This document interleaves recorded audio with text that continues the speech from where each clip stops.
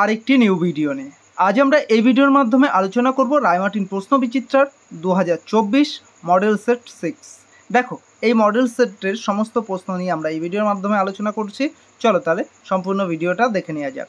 প্রাক ইতিহাস কথাটি সর্বপ্রথম ব্যবহার করেন, উত্তরটি হবে অপশান এ পল তুর্নাল। ওকে, দ্বিতীয় প্রশ্ন দেখো পর্যায়ক্রমে ইতিহাসের যুগগুলি হলো, অপশানগুলো দেখে নাও। এর মধ্যে উত্তর হবে অপশান সি নবপ্রস্তর যুগ, তাম্রপ্রস্তর যুগ এবং লৌহযুগ। তারপরে দেখো 3 নম্বর প্রশ্ন, চলো ভীমবেটকা গুহা চিত্র আবিষ্কৃত হয়েছে, উত্তরটি হবে অপশান সি মধ্যপ্রদেশে। তারপর 4 নম্বর প্রশ্নই চলো, 4 নম্বর প্রশ্ন দেখো একটা স্তম্ভ রয়েছে, স্তম্ভটির উত্তর হবে অপশান সি। দেখো 1-এর উত্তর হবে সি, 2-এর উত্তর হবে ডি, 3-এর উত্তর এ এবং 4টি কিন্তু বি। পরবর্তী প্রশ্নই চলো, দেখো পরবর্তী প্রশ্ন রয়েছে তোমাদের 5 নম্বর প্রশ্ন, দেখো একটু বড় করে দিই। চলো দেখো 5 নম্বর প্রশ্ন, পৃথিবীর প্রাচীনতম মহাকাব্যটি হলো, উত্তরটি হবে অপশান বি গিলগামেশ। 6 নম্বর প্রশ্ন দেখো ভারতে মার্ক্সবাদী ইতিহাস চর্চার সূত্রপাত করেন, উত্তর হবে রজনী পাম দত্ত, অপশান এতে আছে। 7 নম্বর প্রশ্ন দেখো সাবঅল্টার্ন স্টাডিজ গ্রন্থ প্রকাশ করেন, উত্তর হবে ডক্টর রণজিৎ গুহ, অপশান ডিতে রয়েছে।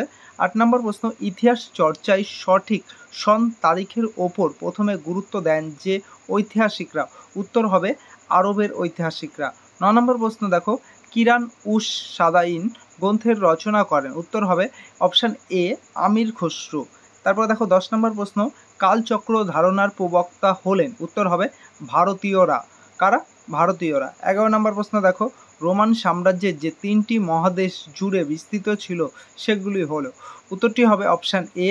দেখো 1, 2, 3, 4, 3 সঠিক এবং 4টি ভুল, অর্থাৎ ইউরোপ, আফ্রিকা, এশিয়া এই 3টি কিন্তু সঠিক, আমেরিকা এটা ভুল।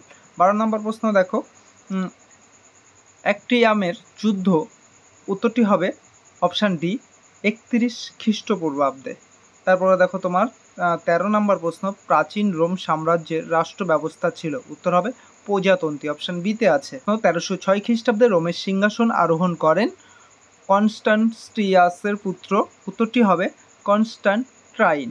ওকে, 15 নম্বর প্রশ্ন দেখো রোমান সমাজে পেটার ফ্যামিলিস বলা হতো, উত্তর হবে পরিবারের প্রধানকে। কাকে? পরিবারের প্রধানকে। 16 নম্বর প্রশ্ন দেখো পশ্চিম রোমান সাম্রাজ্যের শেষ সম্রাট, উত্তর হবে অপশান ডি রোমুলাস আগাস্টুলাস। তারপর 17 নম্বর প্রশ্ন দেখো রোমান সাম্রাজ্যের কোন কোন বাণিজ্যের মাধ্যমে অর্থনৈতিক সম্প্রসারণ ঘটানো হয়েছিল, উত্তর হবে অপশান ডি গম, সুরা ও জলপাইয়ের তেল। ওকে, 18 নম্বর প্রশ্ন দেখো কোন সময় রোম সাম্রাজ্য পূর্বাঞ্চল ও নিম্ন সিন্ধু এলাকার মধ্যে বাণিজ্যের অবনতি হয়েছিল বলে জানা যায়, উত্তর হবে অপশান এ 2য় খ্রিস্টাব্দের মাঝামাঝি সময়ে। তারপরে দেখো 19 নম্বর প্রশ্ন রোম থেকে ভারতে রপ্তানি করা হতো যে সমস্ত ধাতু সেগুলির মধ্যে উল্লেখযোগ্য, উত্তরটি হবে অপশান সি টিন, তামা, সোনা।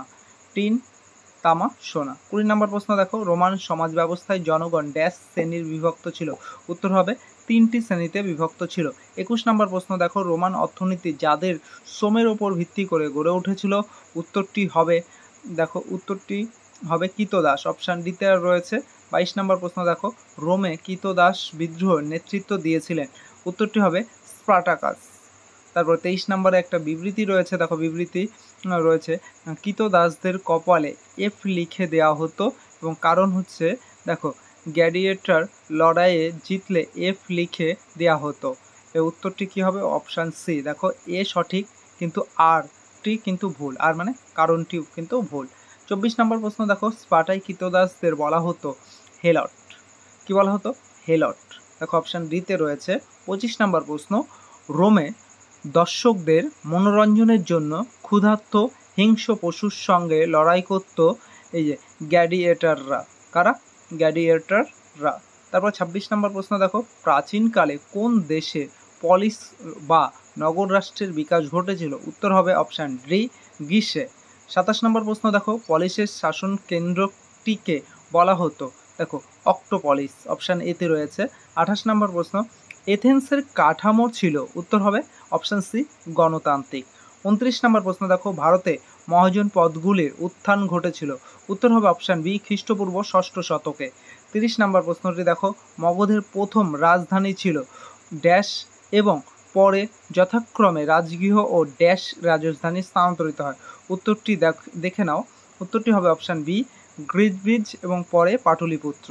ওকে, 31 নম্বর প্রশ্ন দেখো, মহাভারতে কতগুলি জনপদের উল্লেখ আছে? উত্তর হবে 25টি জনপদের। 32 নম্বর প্রশ্ন, ভারতে প্রথম ঐতিহাসিক সম্রাট বলা হতো? উত্তর হবে চন্দ্রগুপ্ত মৌর্যকে। তারপরে 33 নম্বর প্রশ্ন, আলেকজান্ডার ভারত অভিযান করেন? উত্তর হবে 327 খ্রিস্টপূর্বাব্দে। 34 নম্বর প্রশ্ন, চোল রাজ্য গ্রাম পরিষদকে বলা হতো উর। তারপরে পরবর্তী প্রশ্ন দেখো, 35 নম্বর প্রশ্ন দেখো, চোল রাজ্যের প্রদেশগুলিকে বলা হতো মন্ডলম। তারপরে 36 নম্বরে একটা বিবৃতি রয়েছে, বিবৃতিটি ভালো করে দেখো।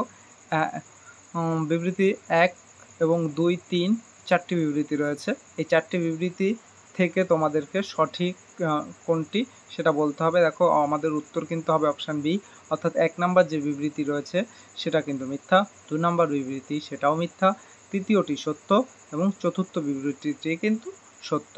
চলো তারপরে পরবর্তী প্রশ্নে দেখো, 37 নম্বর প্রশ্ন দেখো, এরান শিলালিপির রচনা করেন? উত্তর হবে বীরসেন, অপশান ডিতে আছে দেখো। তারপর 38 নম্বর প্রশ্ন, রোমের দার্শনিক সম্রাট নামে অভিহিত ছিলেন? উত্তর হবে মার্কাস আরেলিয়াস। প্রশ্ন, বুলন্দ দরওয়াজা নির্মাণ করেন মুঘল সম্রাট? উত্তর হবে অপশান সি, আকবর। 40 নম্বর প্রশ্ন দেখো, অটোমান সুলতান কনস্টান্টিনোপল দখল করেন? উত্তর হবে দ্বিতীয় মোহাম্মদ। 40 নম্বর প্রশ্ন, কোন অটোমান সুলতান কনস্টান্টিনোপল দখল করেন? উত্তর হবে অপশান এ, দ্বিতীয় মোহাম্মদ।